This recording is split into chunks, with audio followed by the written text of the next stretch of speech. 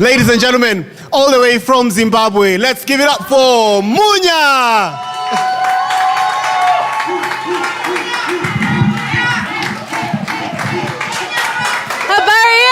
Lava latte, how we doing? Black power, yes, black power. Not so much, we know. We actually live here, so we don't have to say that. We know the truth. Oh, right. How are you guys doing? I am loving Kenya so much. You guys have such a beautiful country. I don't know how to say this. How do I say it? I'm not going back. Sirudi. Never. Then they asked me if I wanted to leave Zim. I just said yes. When? When? I'm not going. I didn't even. My name is Munya, and I'm a Zimbabwean. And I have to say it like that, like it's, like it's a meeting, because I need healing. I'm sick. You can always tell a Zimbabwean because they're always stockpiling things. Because we have like a constant lack. We stockpile water, we stockpile fuel, we stockpile candles, we stockpile vice presidents. Like, how do you have 7 vice presidents and you've only ever had 2 presidents? Make it make sense. Like, make it make sense. Balance me real quick. No, it's a great place. The Zimbabwean economy has actually allowed me to finally start that diet. I've been saying I would start on Monday for about 5 years, because if it's not by force, it will be by what? Fire! Amen! Hallelujah! Zimbabwean economy was like, fire! You will not eat! You will not eat! So, like before I left, like my goodbye meal, I actually had, I'm trying to be creative with it, like an Eastern European inspired dish. I had some sauteed brassica, a Laurasia, with some bite-sized, animal-friendly, protein-packed flavor bites. And by this, I'm trying... No, no, that's like a few Zimbabwean things I'm like, nah, miss me with that shit.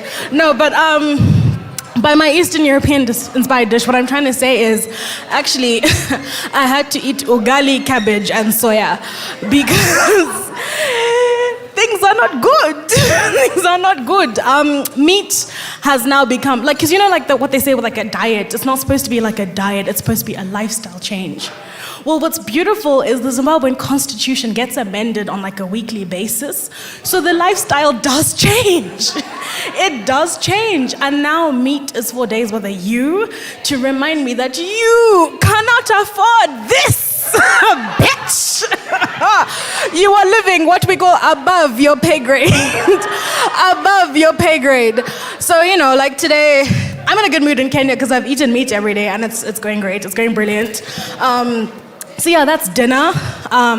Breakfast, I actually like to drive by a coffee shop. Of course, I don't go inside. I just like a little junkie.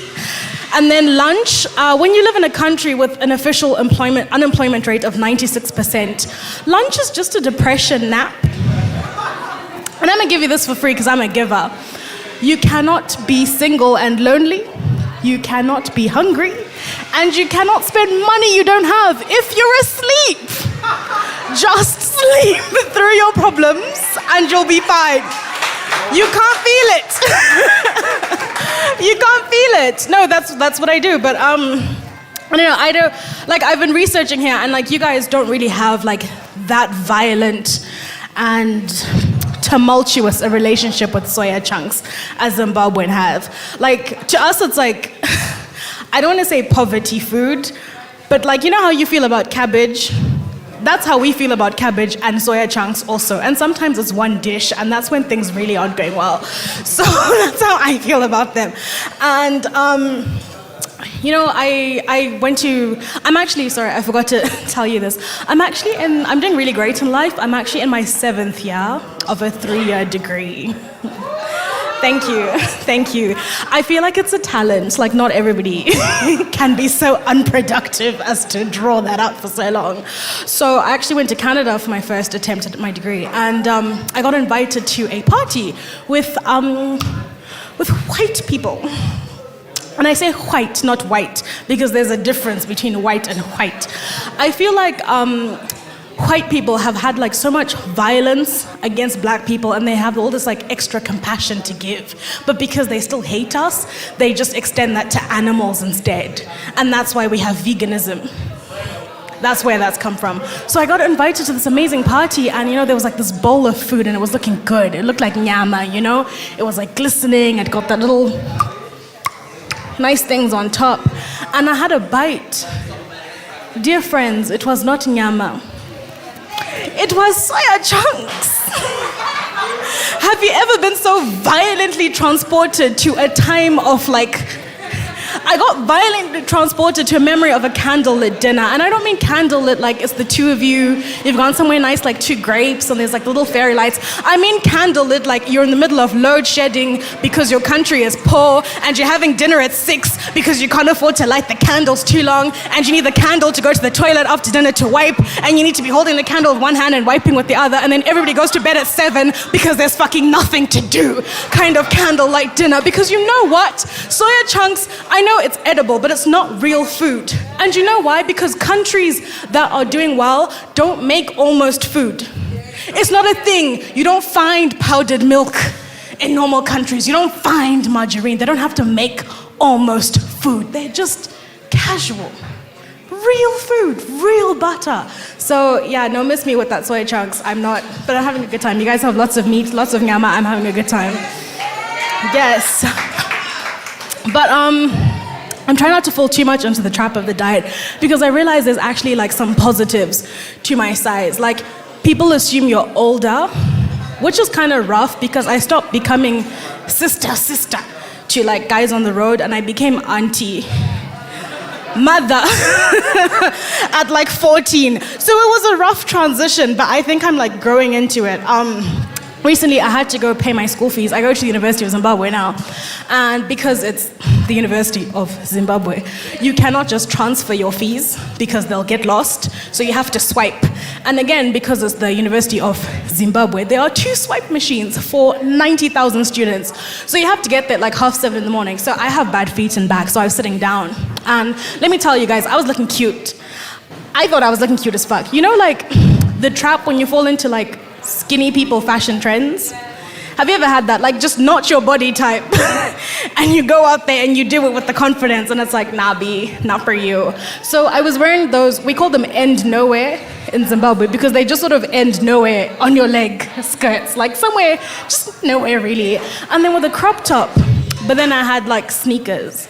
So it was matching, but it was going okay. So next to me, there was like, let me call him like a guka. Like, he had grandchildren, not old grandchildren, but he clearly had grandchildren.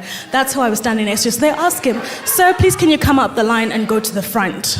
So I just thought they're starting a new line, because they called me too, and I also go to the front. And the guard at the front is like, "Sorry, can we help you? Like, why have you exited the queue?"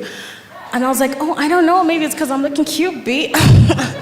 No, and then the other guard who told us to come out, he's like, "Oh, sorry, tunataka kusaidia hawa wazee." Me at 25, hawa wazee? I have never been so offended, but you know what? I played into it because I came out and I was like, I'm so glad I helped pay for my child's school fees. Bitch! Walking past all the young people my age. But it's rough with the dressing. Like, I struggle especially like with, I feel like girls were killing it in terms of fashion. But I would like to ask you guys, except for maybe like his washcloth, is there anything as underutilized as a straight black man's belt?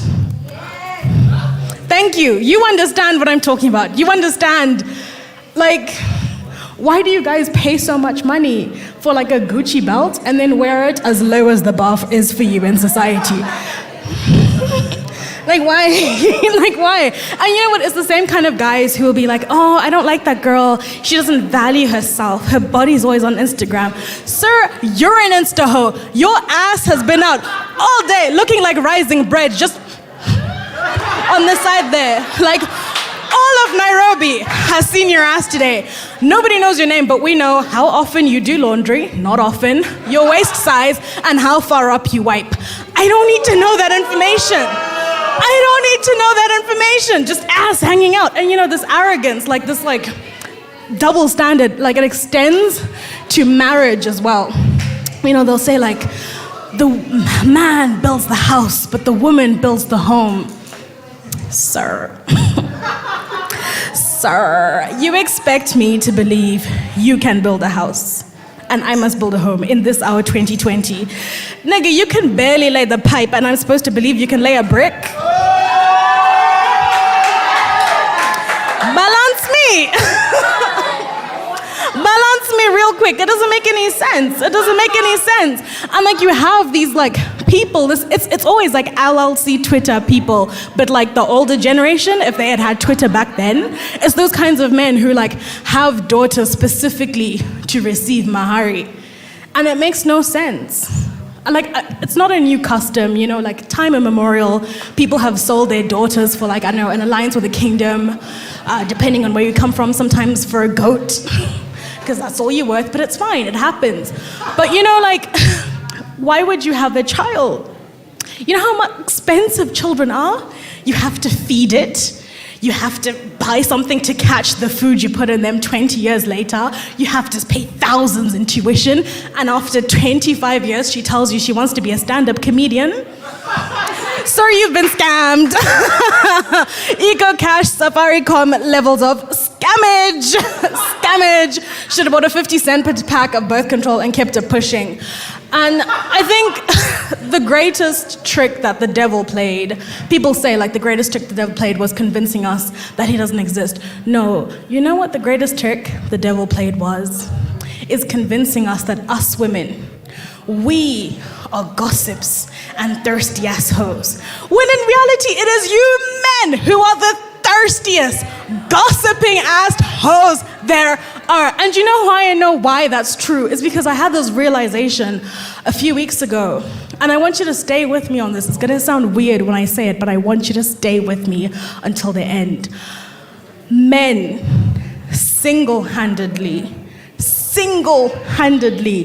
caused the AIDS crisis.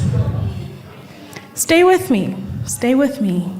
Because the sheer level of promiscuity you people have is unfounded. It's unfounded. In Zim, you hear a lot of men say, oh no, it's because, we were in South Africa working on the mines, or we were working on the railroads. And it's okay, but that's not true because I know you were dusty and unemployed. So what is going on over there? And you know how it's true? You guys think I'm lying. You know how you know it's true? Because you'll hear people talking about their families and you say, oh no, guka alakuwa mjongwa alafu alakufa. Is that correct? Akikufa. Akakufa, exactly. And then grandma followed shortly after. Evidence number one. Number two, you hear people saying, oh, at the funeral my mom was crying the whole time because it turned out there was a second family. But actually when we read the will, it found out there was a third family and actually we were the secret family. And you're like, okay. And in the West, the propaganda, what they said was, oh, AIDS was caused by homosexuals, period. And you're like, well, that's not entirely true. Because we know for a fact that lesbians were at home with their partner of 30 years, while men were out there trying to match their age in sexual partners. Make it make sense. Make it make sense, please. And you know what people say, oh no, it's about safe sex and being irresponsible and whatever. But you know how I know that's true? Because in the history of prophylactics, nobody has ever done this. Let me show you. Nobody has ever done this.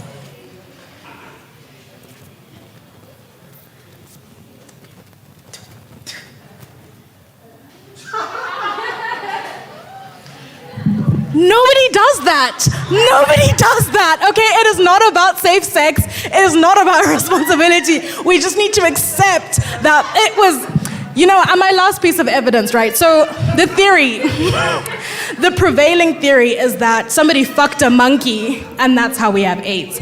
And we know, okay, this is a theory from white people and we know they think that we did it because they think we're basically the same as monkeys. It is what it is, whatever. Now I wanna ask you, somebody fucked a monkey. You think a woman did that? You think a woman did that? And you know how I'm gonna catch all the men who have like not been following me right now? How I'm gonna catch you is, you guys, God, Allah, whoever you believed in, with all of the blessed endowments He gave you, why would an African woman have left you and looked at a monkey and gone, I want me some of that monkey dick? Why? We didn't do it. We didn't do it. All right, thank you guys so much, Nairobi. You have been amazing. I've had a good time.